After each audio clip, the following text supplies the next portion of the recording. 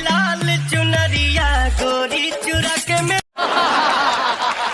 और दिखाइए। ले गई।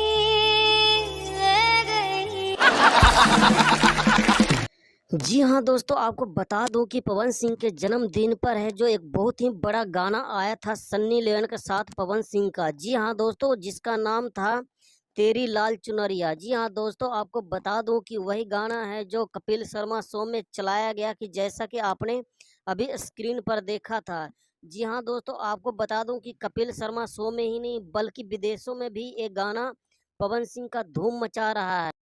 जी हाँ दोस्तों, आप सबको तो पता ही होगा कि ये काफ़ी महंगा गाना था। बताया जा रहा कि 5 करोड़ की लागत से बनाया गया था। ये भोजपुरी का पहला गाना था। जी हाँ दोस्तों, ऐसा गाना किसी ने भी भोजपुरी इंडस्ट्रीज में नहीं बनाया था जो पवन सिंह ने अपने जन्मदिन पर करके दिखाया। जी हाँ।